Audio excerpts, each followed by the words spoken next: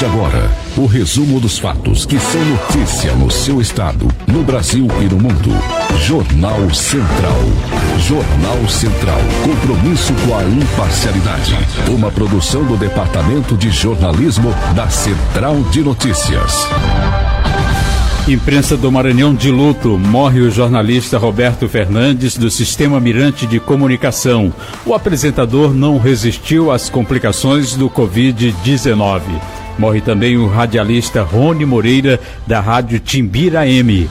Covid-19. Maranhão tem mais de 1.600 casos e 66 mortes. E ainda, tudo sobre o calendário de pagamento do auxílio emergencial do governo federal. Está no ar o Jornal Central desta quarta-feira, dia 22 de abril de 2020. Jornal Central. Jornal Central. Jornal Central. Compromisso com a imparcialidade. Tempo e temperatura. Tereza Cristina. As cidades de São Luís e São Mateus registraram os maiores volumes de chuva no Maranhão em menos de 6 horas nesta terça. Nesta quarta, tem previsão de pancadas de chuva a qualquer momento em todo o Maranhão e tem alerta para temporais em todo o estado. Em São Luís tem previsão de chuva durante o dia. Na cidade de Imperatriz, chove a qualquer momento, podendo ser mais forte no período da noite. Chove a qualquer hora nas cidades de Santo Inês, Açailândia, Caxias, Barra do Corda e em Grajaú. Máxima hoje de 28 graus em São Luís, 29 graus nas cidades de Açailândia e Caxias. Em Imperatriz, Grajaú e Barra do Corda, a máxima pode chegar aos 30 graus. Coronavírus. Morreu nesta terça-feira, aos 61 anos de idade, o jornalista, apresentador da TV Mirante e Rádio Mirante AM, Roberto Fernandes. O jornalista faleceu vítima de complicações causadas pela Covid-19. Mais detalhes com a repórter Tereza Cristina. Ele estava internado desde o dia 23 de março no Hospital UDI em São Luís, com um quadro de pneumonia e chegou a ficar vários dias entubado. Roberto Fernandes tinha 61 anos e era natural de Vitória de Santo Antão, no município localizado em Pernambuco. Ele era formado em jornalismo pela Universidade Federal do Maranhão e teve passagens pela Rádio São Luís AM, TV Brasil e Rádio Educador AM. Há 20 anos, Roberto Fernandes comandava o programa Ponto Final na Rádio Mirante AM e também era apresentador do quadro de política do Bom Dia Mirante. Roberto Fernandes deixa esposa, 2 filhos e netos. Jornalistas, entidades, políticos e autoridades do Maranhão lamentaram a morte do jornalista. O Grupo Mirante emitiu nota lamentando profundamente a perda do profissional e exaltou seus 21 anos de carreira. Nas redes sociais, o governador Flávio Dino se solidarizou com familiares e amigos do jornalista. O prefeito de São Luís, Edivaldo Holanda Júnior, a Assembleia, diversos políticos e autoridades também emitiram nota lamentando a morte de Roberto Fernandes. O sepultamento do jornalista ocorreu na manhã desta quarta-feira no cemitério Parque da Saudade, no bairro do Vinhais, em São Luís.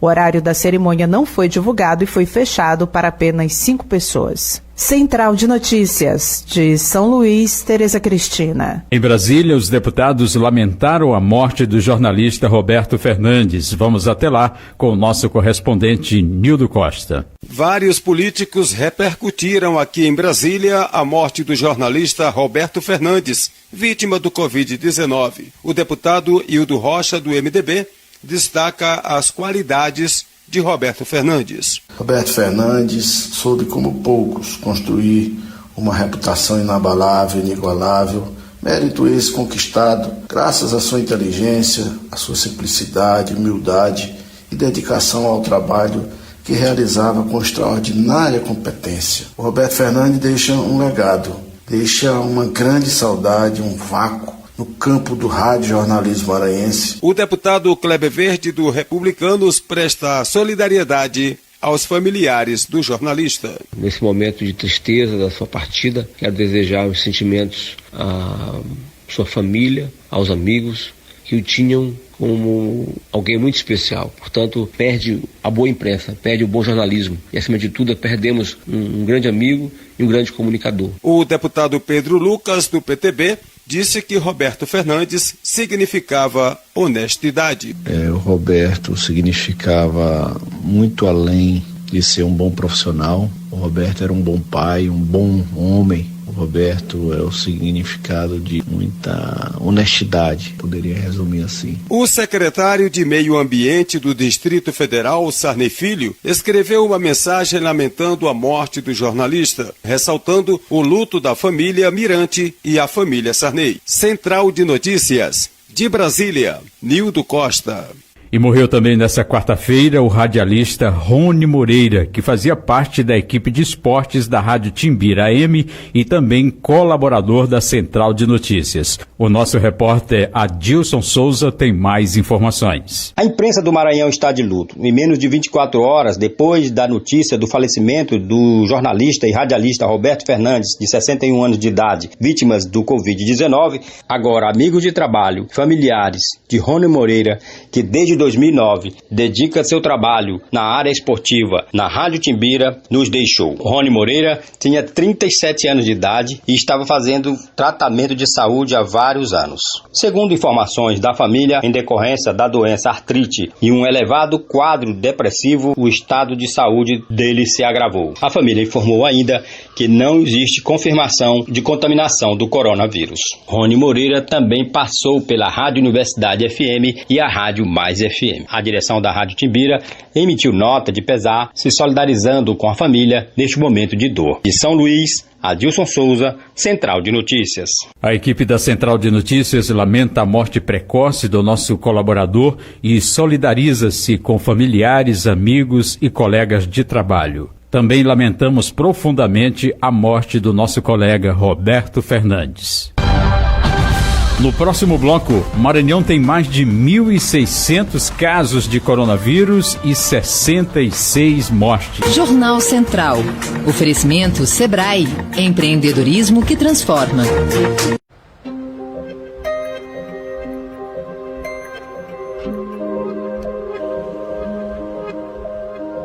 Às vezes a gente se pergunta: de onde vem essa força capaz de mover um país? No fundo, a gente já sabe. Vem de quem levanta cedo, arregaça as mangas e faz acontecer. Fácil? Ninguém disse que seria. Mas a gente supera. Afinal, ninguém melhor que um empreendedor para entender que é preciso algum sacrifício para seguir em frente e realizar. Mas e aí? Vai melhorar lá na frente? É para isso que a gente tá aqui. É nisso que a gente acredita. No trabalho. Na soma dos esforços e principalmente em um país com mais liberdade para quem quer empreender e produzir mais. Vem crescer junto, porque de uma coisa você pode ter certeza: se um Brasil mais forte depende de todos nós, estamos prontos. Pode contar com a força do Sebrae para fazer mais, inovar mais, apoiar e trabalhar junto para construir um novo país.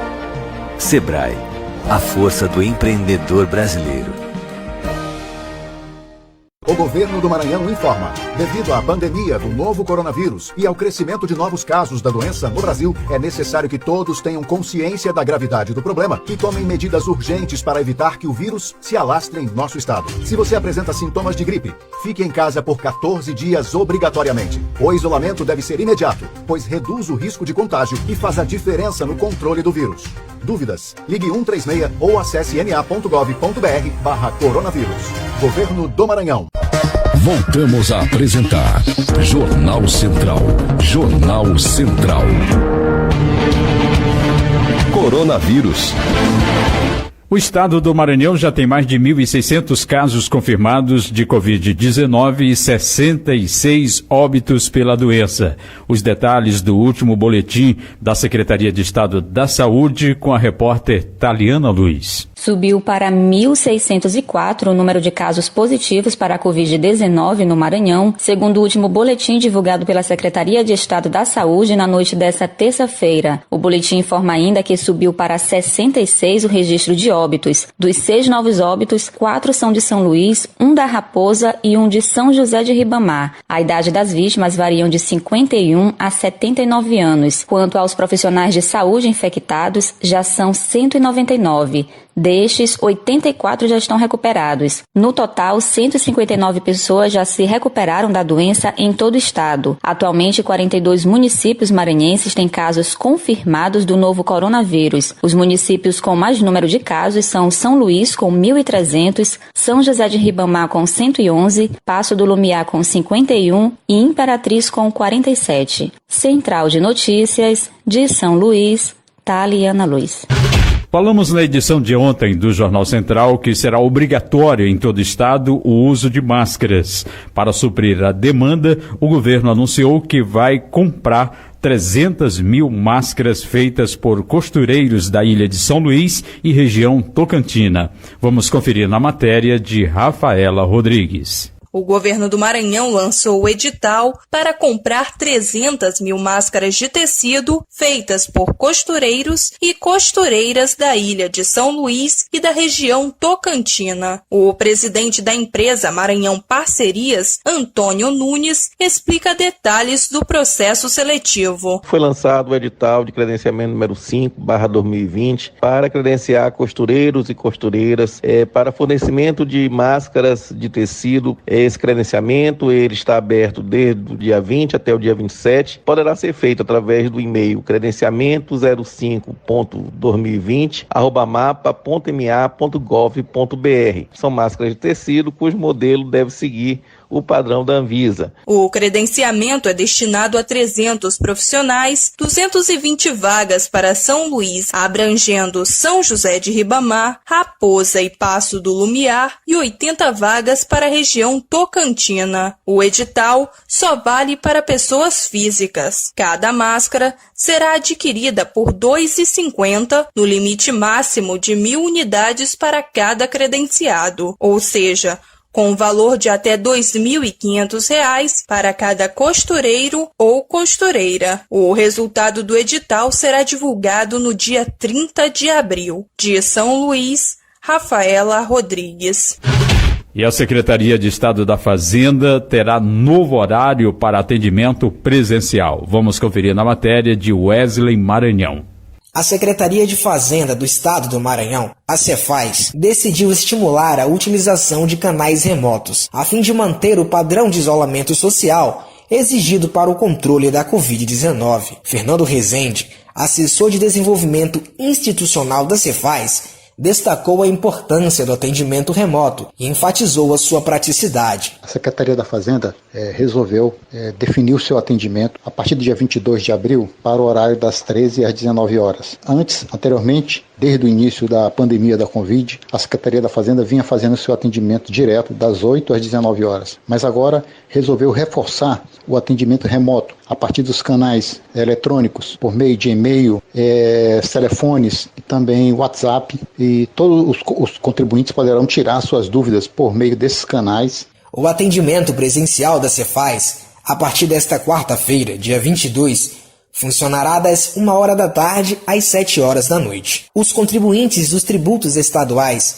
podem realizar diversos serviços pelo portal da Cefaz, no endereço www.portal.cefaz.ma.gov.br, sem a necessidade de deslocamento às agências de atendimento, entre eles a emissão de certidões negativas, consulta de débitos do IPVA, parcelamento do IPVA, emissão de nota fiscal avulsa, como explica Fernando Rezende. E assim, poderão, sem necessidade de se deslocar até a Secretaria da Fazenda, receber orientações, fazer consultas, tirar suas dúvidas e receber todo o atendimento necessário para cumprir as suas obrigações. Reportagem Wesley Maranhão. Farmácia é interditada em Timon após venda de álcool gel falsificado. Quem tem as informações é o repórter Silvan Alves. A Polícia Civil da cidade de Timon fechou a farmácia localizada no Parque Alvorada, naquele município, onde foram encontrados vários frascos de álcool gel falsificado. O caso foi descoberto pelo próprio delegado Cláudio Mendes, que é do 2º Distrito Policial lá de Timon. O delegado comprou 2 frascos de álcool gel e desconfiou, da composição do produto assim que ele chegou em casa. De imediato, ele ligou para o número que havia no frasco e também consultou o CNPJ CNPJ, constatando que eram inexistentes. Diante disso, com a ajuda da Vigilância Sanitária e também da Defesa Civil e mais o Corpo de Bombeiros, a polícia foi até o local, juntamente com mais o pessoal do PROCON, e acabou fazendo a apreensão de todo o estoque que havia na farmácia. O proprietário do estabelecimento foi levado para ser autuado em flagrante. Todos os produtos apreendidos foram encaminhados para serem periciados no ICRIM. E diante disso, como havia um risco para a saúde pública, houve a determinação para o fechamento do estabelecimento. Central de Notícias, de São Luís, Silvan Alves. Você vai conferir no próximo bloco o calendário de pagamento do auxílio emergencial do governo federal. Jornal Central.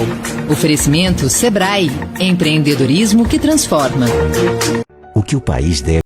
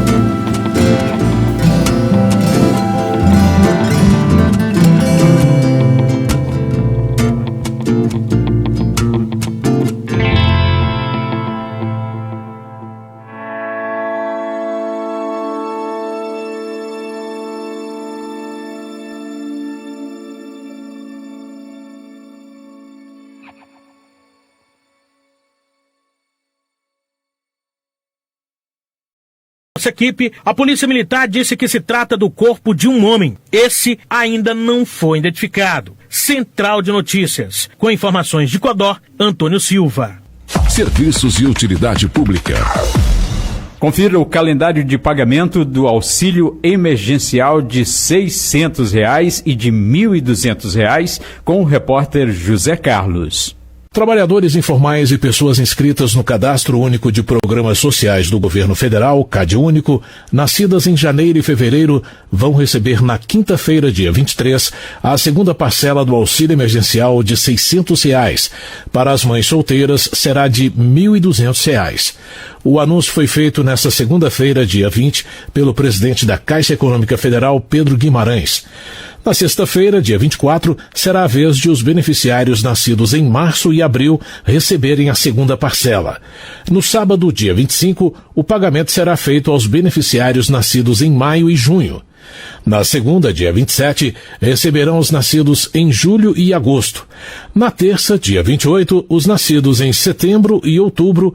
E na quarta-feira, dia 29, os nascidos em novembro e dezembro. E o auxílio emergencial do governo federal também contemplará beneficiários do Bolsa Família. Marquesan Araújo. O aporte emergencial de R$ 600 por mês concedido pelo governo federal em decorrência da pandemia do coronavírus permitiu a inclusão de mais 1 milhão de beneficiários do Bolsa Família. Com isso, o programa chega agora a 14,2 milhões de famílias, segundo o Ministério do Desenvolvimento Social. O ministro do Desenvolvimento Social, Onyx Lorenzoni, destaca o investimento e o número histórico de contemplados. Lembrando que é o maior número de famílias, 14.274.000 famílias da história do programa, e que é o maior valor já pago do programa. Apenas em abril, o governo federal vai desembolsar mais de 15 bilhões de reais no auxílio emergencial aos beneficiários do Bolsa Família. Entre o auxílio emergencial e o Bolsa Família, será pago o valor mais vantajoso, de acordo com as regras do benefício emergencial. Onyx Lorenzoni lembra que os contemplados que não possuem conta na Caixa Econômica Federal não precisam correr às agências, porque será aberta automaticamente uma poupança digital. Não é necessária a corrida às agências da Caixa ou das casas lotéricas.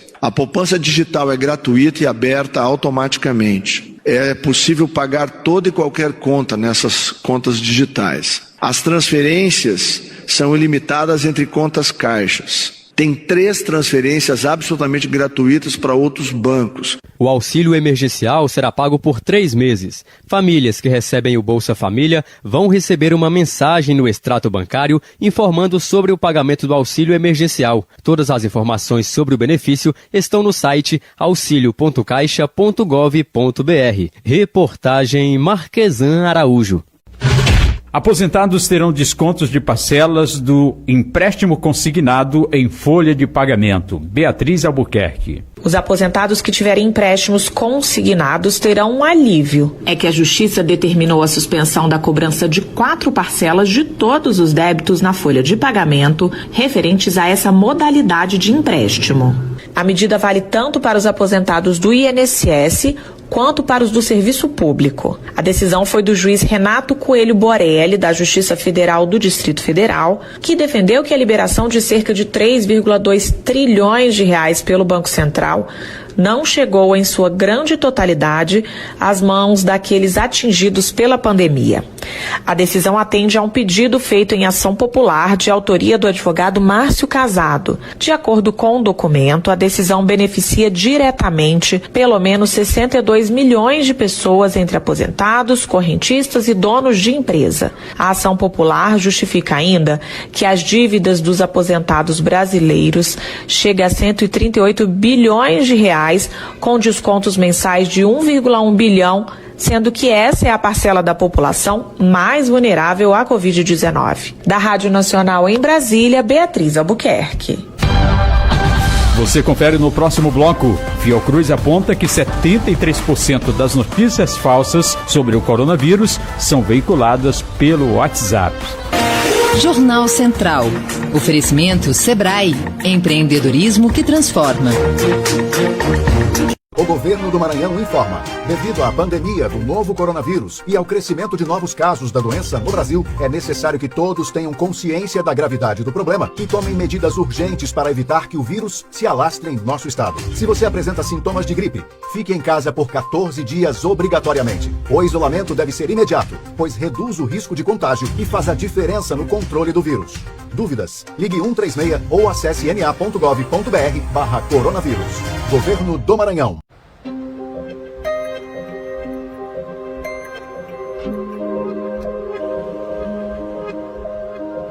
Às vezes a gente se pergunta: de onde vem essa força capaz de mover um país?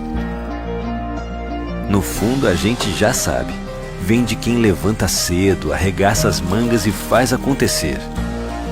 Fácil? Ninguém disse que seria. Mas a gente supera, Afinal, ninguém melhor que um empreendedor para entender que é preciso algum sacrifício para seguir em frente e realizar. Mas e aí? Vai melhorar lá na frente? É para isso que a gente tá aqui. É nisso que a gente acredita. No trabalho, na soma dos esforços e principalmente em um país com mais liberdade para quem quer empreender e produzir mais. Vem crescer junto, porque de uma coisa você pode ter certeza. Se um Brasil mais forte depende de todos nós, estamos prontos. Pode contar com a força do Sebrae para fazer mais, inovar mais, apoiar e trabalhar junto para construir um novo país. Sebrae, a força do empreendedor brasileiro. Voltamos a apresentar Jornal Central. Jornal Central. Estudo da Fiocruz aponta que 73% das notícias falsas sobre coronavírus são veiculadas pelo WhatsApp. Tâmara Freire. Uma pesquisa desenvolvida pela Fiocruz apontou que o WhatsApp é a ferramenta mais utilizada para a divulgação de fake news a respeito da pandemia de coronavírus. Pelo aplicativo de troca de mensagens, circularam mais de 73% das informações e notícias falsas sobre a doença levantadas pelos pesquisadores. Outros 15,8% foram publicadas no Facebook e cerca de 10% no Instagram. De acordo com a pesquisadora Cláudia Galhardi, a maior parte das notificações recebidas traz receitas caseiras para prevenir ou tratar a doença. E aquelas publicações mais pessoais que a pessoa coloca, uma mensagem que não acredite no coronavírus, coisas assim desse gênero. Eu vou complementar essa informação na próxima publicação. Quais tipos de categorias? Inventando alguma mentira ou a partir de uma verdade, e inclusive utilizando o nome da Fundação Oswaldo Cruz como a fonte de informação, como se fosse produzida pela Fiocruz e por outras instituições, né? Os números se referem às notificações recebidas entre os dias 17 de março a 10 de abril pelo aplicativo Eu Fiscalizo, criado pela Escola Nacional de Saúde Pública da Fiocruz, para receber denúncias de conteúdos falsos ou impróprios divulgados pelas redes sociais. O aplicativo permite o envio de fotos, vídeos e mensagens de texto e está disponível para celulares Android e iPhone. Com informações da Agência Brasil, da Rádio Nacional no Rio de Janeiro, Tâmara Freire. Política. Apesar do recuo do presidente Jair Bolsonaro no apoio à volta do AI-5, Supremo Tribunal Federal comanda um inquérito para apurar atos. Nosso correspondente Paulo Otaran tem as informações. O ministro do STF, Alexandre de Moraes, determinou a abertura de inquérito para apurar a organização de atos contra a democracia no país, atendendo o pedido do Procurador-Geral da República, Augusto Aras. A investigação tem como pano de fundo os atos do último domingo em todo o país, com manifestantes defendendo o fechamento do Congresso, do STF e a volta do AI-5. Moraes tipificou como gravíssimos os fatos apresentados pela Procuradoria-Geral da República por atentarem contra o Estado Democrático de Direito e contra as instituições republicanas. A investigação vem após recuo do presidente da República, que negou incentivo e apoio a esse tipo de prática. Aqui não tem fechar nada, dá licença aí. Aqui é democracia. Respeito à Constituição brasileira. Não se fala isso aqui. Supremo aberto, transparente, Congresso aberto, transparente. O recuo do presidente distensionou o primeiro impacto provocado por sua participação no ato, como disse o ministro Marco Aurélio, um dos principais críticos da manifestação. Nós ficamos contentes com a evolução do presidente, porque ele é que deve transferir à sociedade segurança. Ele deve adotar uma postura que implique para todos nós segurança, e não vinha adotando no que criticava as instituições. De Brasília, Paulo Otaran. A Advocacia Geral da União consegue, no STJ, manter exigência de CPF regular para recebimento de auxílio. Larissa Graciano. A decisão é do ministro João Otávio de Noronha, do Superior Tribunal de Justiça. O magistrado entendeu que mudar agora as regras para o recebimento do auxílio emergencial traria prejuízos à economia e à população, como, por exemplo, o atraso nos pagamentos, o que ninguém quer. O tema foi parar no STJ porque o Tribunal Regional Federal da Primeira Região tinha concedido uma liminar desobrigando a apresentação do CPF regular para garantir os R$600 de auxílio emergencial. Aí a AGU recorreu da decisão. Um dos argumentos da Advocacia Geral, inclusive, foi que a mudança poderia causar possíveis atrasos nos pagamentos dos beneficiários, já que a plataforma da Dataprev, a empresa de tecnologia e informações da Previdência, que está sendo usada para análise e pagamentos, teria de ser reformulada. Além disso, a AGU explicou que a exigência do documento regularizado tem como objetivo evitar fraudes. Afinal, são cerca de 45 milhões de pessoas que teriam direito a receber os valores. Outro ponto que a AGU destacou foi a facilidade para o beneficiário regularizar o CPF. O governo federal disponibilizou todo o trâmite pela internet, de forma gratuita, no site da Receita Federal. Além de agilizar o processo, afasta o risco de aglomerações. Larissa Graciano, para o AGU Brasil. O Jornal Central é uma produção do Departamento de Jornalismo da Central de Notícias. Acesse o nosso portal centraldenoticias.radio.br. A técnica do Jornal Central é de James Chaves. A apresentação foi de Humberto Fernandes. Estaremos de volta amanhã, nesse mesmo horário, aqui na sua emissora. Agradecemos a todos pela companhia e até amanhã. Acabamos de apresentar Jornal Central. Credibilidade e profissionalismo. Jornal Central. Jornal Central. Jornal Central. Uma produção do Departamento de Jornalismo da Central de Notícias. Jornal Central. Oferecimento Sebrae. Empreendedorismo que transforma. O que o país deve escolher agora? A vida ou a economia? Os dois. Um não vive sem o outro. O mundo está mostrando isso para o Brasil. Olhe o caso de Milão, na Itália. Quando a cidade estava no mesmo estágio do coronavírus que estamos hoje, eles optaram por não fazer isolamento. Ao contrário, fizeram uma campanha de incentivo. Milão não pode parar. As pessoas foram às ruas, as escolas abriram, os negócios não fecharam. Depois de 2 semanas, a conta chegou. O coronavírus se espalhou de forma agressiva por toda a região. Famílias perderam seus avós, seus pais, seus filhos. O coronavírus não pergunta a idade. Hoje por lá não tem ninguém contando lucros e o governo continua contando os corpos. Por ter adiado o isolamento, a quarentena em toda a Itália vai custar muito mais tempo, muito mais dinheiro. Não respeitar o isolamento matou um número muito maior de pessoas e dizimou a economia. Agora estamos aqui para decidir qual caminho seguir. Podemos aprender com os erros da Itália, da Espanha e dos Estados Unidos e começar desde já o isolamento de todos, preservando milhares de vidas e a nossa economia. Ou podemos voltar para as ruas e levar o Brasil ao colapso e às mortes. Nós preferimos manter as pessoas e a economia vivas. Afinal, para que deveria servir a economia, se não para o bem-estar das pessoas? Fique em casa.